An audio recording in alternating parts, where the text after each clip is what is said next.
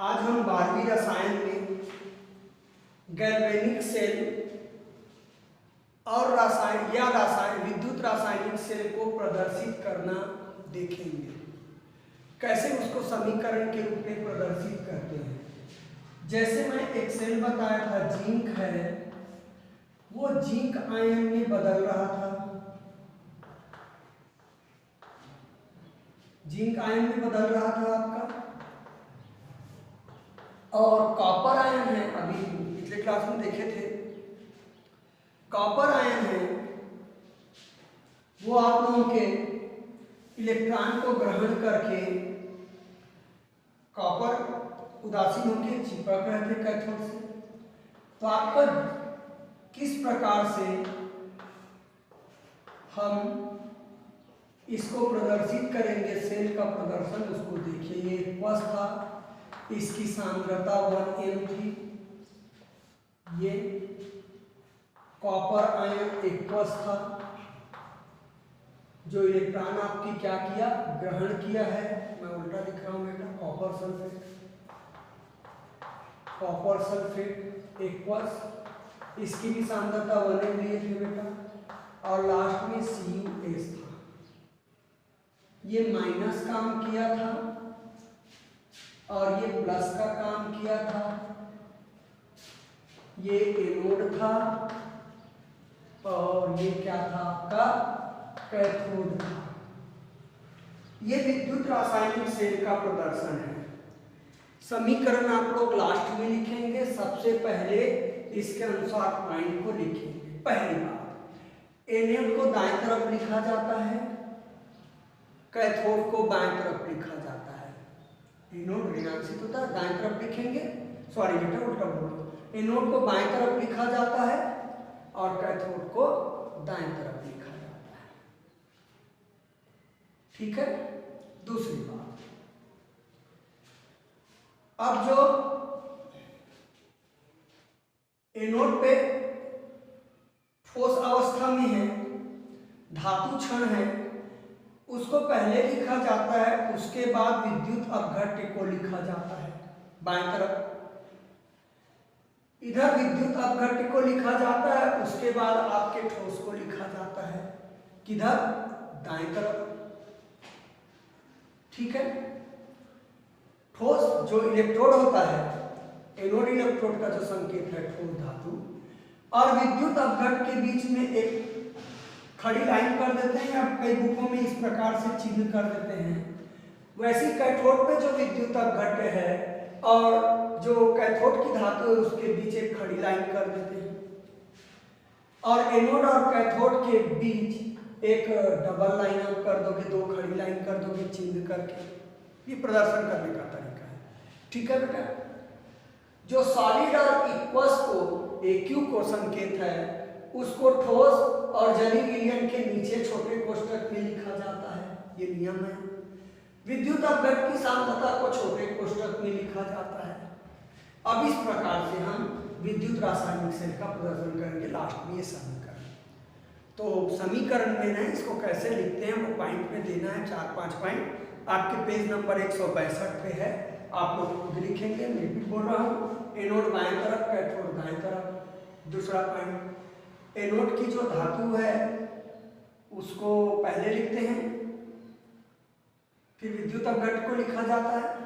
इधर कैथोड पे विद्युत अपघट्य को पहले लिखते हैं, फिर धातु को लिखा जाता है। तीसरा पॉइंट, इन दोनों के बीच में खड़ी लाइन कर देते हैं।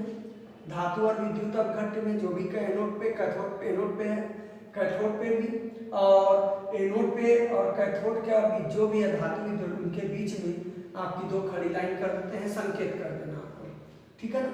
उसके बाद ये संकेतों को लिखा जाता है छोटे कोष्ठक में, सांद्रता को भी लिख देते हैं छोटे कोष्ठक में, और फाइनल आपका समीकरण लिख देना। ठीक है। तो ये आप लोगों के विद्युत रासायनिक सेल को प्रदर्शित करने के तरीके हैं। क्वेश्चन बना लेंगे। अब हम आगे देखेंगे बेटा इलेक्ट्रोड विभव। इलेक्ट्रोड विभव से आप क्या समझते हैं, प्रश्न बनाइए। इलेक्ट्रोड विभव क्या है, इलेक्ट्रोड विभव क्या है। तो तो पिछले क्लास में कल आप लोग देखें विद्युत रासायनिक से जिंक क्षण को जिंक सल्फेट विलयन में डुबाए थे, कॉपर क्षण को कॉपर सल्फेट विलयन में डुबाए थे। तो यदि किसी धातु को उसके विद्युत अपघट्ट में डुबा दिए जाए तो इसका जो विभव होता है वो इलेक्ट्रोड विभव होता है। अब इसके विभव को कैसे ज्ञात करेंगे वो आगे मैं बताऊंगा, मानक हाइड्रोजन इलेक्ट्रोड की मदद से या नंश समीकरण की मदद से ज्ञात करते हैं। तो किसी धातु को उसके विद्युत अपघट्ट में डुबा दिया जाए तो इस इलेक्ट्रोड का अर्धसेल बोलेंगे और इस अर्धसेल का जो विभव होगा वो क्या कहलाएगा, इलेक्ट्रोड विभव कहलाएगा, क्योंकि एक इलेक्ट्रोड का विभव है। तो जाहिर है इलेक्ट्रोड विभव दो प्रकार के होंगे, ऑक्सीकरण विभव, यदि इलेक्ट्रोड इलेक्ट्रॉन का त्याग करता है मतलब ऑक्सीकरण होता है यहाँ, तो ऑक्सीकरण विभव कहलाएगा। और यदि इलेक्ट्रॉन को ग्रहण करता है कौन, इलेक्ट्रोड, जो अर्धसेल है उसका इलेक्ट्रोड, तो यहाँ पे अपचयन विभव कहलाएगा। ठीक है, तो ये आपको बुक्स नंबर आगे पलटेंगे तो 160 पेज पे है, फिर भी मैं इसको लिखा देता हूँ क्योंकि लंबा चौड़ा डिटेल दिया है, 60 में मैं लिखा देता हूँ। तो इसके आंसर होंगे किसी धातु को उसके आयन वाले विद्युत अपघट्ट में डुबाने पर उसके द्वारा इलेक्ट्रॉन त्यागने या त्यागेगा जब ऑक्सीकरण होगा, इलेक्ट्रॉन ग्रहण करने, या तो इलेक्ट्रॉन त्यागेगा वो इलेक्ट्रोड है या इलेक्ट्रॉन क्या करेगा, ग्रहण करेगा। तो इलेक्ट्रॉन ग्रहण करने की प्रवृत्ति को इलेक्ट्रोड विभव कहते हैं, इलेक्ट्रोड विभव कहते हैं। ये सिंपल से इलेक्ट्रोड विभव की डिफिनेशन है। आगे लिख लेना, इलेक्ट्रोड विभव दो प्रकार की होती है, बुक देख के। पहला ऑक्सीकरण विभव, यदि किसी धातु को उसके आयन वाले विद्युत अपघट्ट में डुबाने पर उसके द्वारा इलेक्ट्रॉन क्या है, त्याग दिया जाता है, तो इस प्रवृत्ति को क्या कहेंगे, ऑक्सीकरण इलेक्ट्रोड विभव कहेंगे। और ग्रहण किया जाता है तो अपचयन इलेक्ट्रोड विभव कहेंगे। साथ में आप लोग सूत्र भी कर सकते हैं। ये मान लीजिए कि धातु है, सॉलिड है, ठीक है, ये आप लोगों का N2 प्लस N+ में चेंज हो गया, एक्वस में बदलेगा और N इलेक्ट्रॉन को ग्रहण कर लिया। ये ऑक्सीकरण का सामान्य सूत्र दे सकते हो। अपचयन में क्या रहेगा, N धातु है, मान लीजिए कि N+ है, एक्वस पे अपचयन होगा ना, इलेक्ट्रॉन ग्रहण करेगा, N इलेक्ट्रॉन ग्रहण करेगा और N सॉलिड में आपका चेंज हो जाएगा। तो आप चाहो तो समीकरण भी देख सकते हो, आपके बुक में 164 पेज पे है। दो प्रकार हैं, आप लोग लिखोगे, सरल इसलिए मैं नहीं लिखा रहा हूँ बेटा, ठीक है ना। इलेक्ट्रॉन त्यागने की प्रवृत्ति ऑक्सीकरण इलेक्ट्रोड विभव कहलाएगा और इलेक्ट्रॉन ग्रहण करने की प्रवृत्ति अपचयन विभव कहलाएगा या अपचयन विभव इलेक्ट्रोड विभव कहलाएगा। आगे आप लोग प्रश्न करेंगे, इलेक्ट्रोड विभव को प्रभावित करने वाले कारक लिखिए। आपका प्रश्न होगा इलेक्ट्रोड विभव को प्रभावित करने वाले कारक लिखिए। बहुत इजी चैप्टर है। तो पहला हो जाएगा धातु की प्रकृति, धातु की प्रकृति। किसी धातु में इलेक्ट्रॉन त्यागने की क्षमता अधिक होती है, किसी धातु में आप लोगों के इलेक्ट्रॉन त्यागने की क्षमता कम होती है, कोई धातु में इलेक्ट्रॉन ग्रहण करने की क्षमता अधिक होती है। खैर तो बात की बात है। तो इलेक्ट्रॉन त्यागने की क्षमता के आधार पर उसका ऑक्सीकरण या तो अधिक होगा या कम होगा, तो उसका इलेक्ट्रोड विभव भी अधिक होगा या कम होगा। जैसे सोडियम आसानी से इलेक्ट्रॉन त्यागता है तो इसका इलेक्ट्रोड विभव आप लोगों का क्या होगा, अधिक होगा। हालांकि सोडियम नरम धातु है, इसका इलेक्ट्रोड के रूप में प्रयोग नहीं कर सकते हैं, इस ठोस धातु क्षण का ही प्रयोग कर पाओगे इलेक्ट्रोड के रूप में। क्लियर है आपका। दूसरा हो जाएगा विलयन में धातु आयनों का सांद्रण, विलयन में धातु आयनों का सांद्रण। तो ये तो पहले ही पढ़ चुके हैं, लवण सेतु का प्रयोग करोगे। जब आपका ऑक्सीकरण होता है जिंक क्षण का, चारों तरफ जिंक आयन की सांद्रता बढ़ जाती है, जिससे वो काम करना कम कर देता है। तो लवण सेतु का क्लोराइड आयन जाके उसको खत्म किया था, जिससे फिर आसानी से रेगुलर वो काम किया था। तो क्षण के चारों ओर यदि धातु आयन का सांद्रण बढ़ जाए, इलेक्ट्रोड के चारों ओर धातु आयन का सांद्रण बढ़ जाए तो इलेक्ट्रोड विभव कम हो जाएगा। ठीक है आप लोगों का। अगला कर सकते हैं ताप का प्रभाव। ताप का प्रभाव, तो यहाँ ताप का प्रभाव होगा बेटा नष्ट समीकरण के अनुसार, बढ़ता भी है और घटता भी है। नष्ट समीकरण अपन आगे देखेंगे, ठीक है ना। तो इलेक्ट्रोड विभव ताप के प्रभाव को नष्ट समीकरण के अनुसार समझा जा सकता है।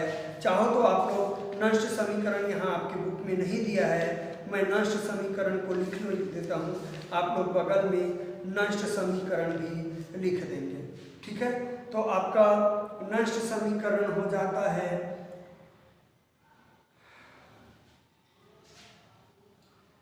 मैं यहाँ लिख देता हूँ, याद कर लेंगे।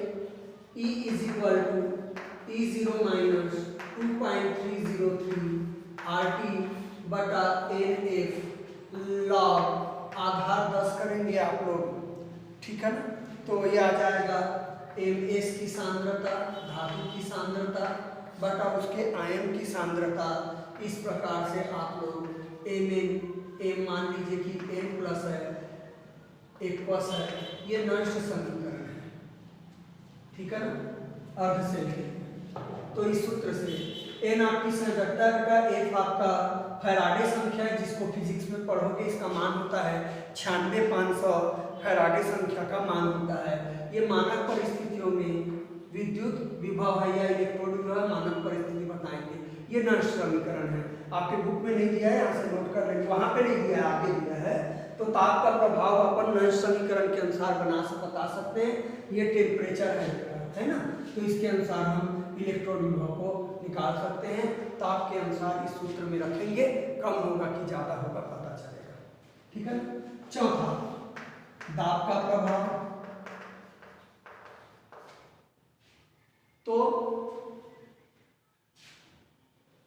इलेक्ट्रोड विभव पे आप लोगों का दाब का प्रभाव भी पड़ता है। जनरली जब मानक इलेक्ट्रोड बनाया जाता है तो विभव को एक वायुमंडलीय दाब रखा जाता है, ठीक है।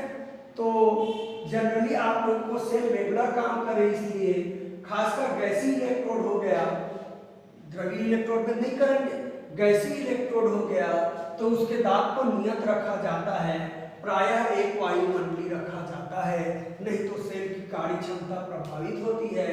अधिक दाब पर आयन है वो नष्ट हो सकते हैं और सेल का विभव चेंज हो सकता है। धातु आयन की प्रकृति, विलयन धातु आयन की सांद्रता, ताप का प्रभाव, दाब का प्रभाव, ये इलेक्ट्रोड विभव को प्रभावित करने वाले कारक है। आप लोग इसको बुक से ही नोट करेंगे, मैं लिखा रहा हूँ तो बहुत टाइम लग रहा है, तो चूंकि इजी है इसलिए ये आप लोग थोड़ा सा बुक से 164 पेज पे ही क्लियर करेंगे। जो समझाने की चीज़ें हैं उसको मैं नोट करूँगा, ज़्यादा डिटेल लिखाना है उसको। अगला देखेंगे मानक इलेक्ट्रोड विभव। मानक इलेक्ट्रोड विभव क्या है, प्रश्न बना लेंगे बेटा। मानक इलेक्ट्रोड विभव क्या है? मानक इलेक्ट्रोड विभव क्या है? तो मानक इलेक्ट्रोड बेटा जाएगा मानक परिस्थितियों में। यदि किसी धातु को उसके आयन वाले विद्युत अपघट्ट में डुबाते हैं और निम्न परिस्थितियां होती हैं। पहली परिस्थिति, विलयन की सांद्रता 1m हो, मानक परिस्थिति। विलयन की सांद्रता कितनी हो? 1m हो, ठीक है। यदि अभिक्रिया में गैस प्रयुक्त है तो उसका दाब एक वायुमंडलीय हो, हालांकि विलयन हो गया कि ये नहीं आएगा गैस वाला। यदि सेल में गैस प्रयुक्त हो तो उसका दाब कितना वायुमंडल, एक वायुमंडलीय हो। और जो सेल अभिक्रिया में का ताप हो 25 अंश सेल्सियस, कमरे का ताप, जिसको 998 केल्विन बोलते हैं। तो इस मानक परिस्थिति में यदि किसी इलेक्ट्रोड को रखें और अब उसके विभव की तुलना मानक हाइड्रोजन इलेक्ट्रोड से करें। अभी बताऊंगा बेटा थोड़ी देर में मानक हाइड्रोजन इलेक्ट्रोड से किया जाए तो ये आपका अर्ध सेल का जो विभव है वो मानक इलेक्ट्रोड विभव कहलाएगा। मानक हाइड्रोजन इलेक्ट्रोड का विभव 0 माना जाता है। तो ये भी अर्ध सेल है और किसी धातु इलेक्ट्रोड को उसके विलयन में डुबाऊंगा तो वो भी अर्ध सेल है। अब दोनों को जोड़ूंगा और बीच में धारामापी जुड़ा रहेगा, गैल्वेनोमीटर जुड़ा रहेगा। तो गैल्वेनोमीटर जो पाठ्यांक बताएगा वो विभव होगा आपका, किसका होगा? आपका इलेक्ट्रोड का होगा। ठीक है, तो प्रैक्टिकल की बात है। तो मैं रिपीट बोल रहा हूं, किसी धातु को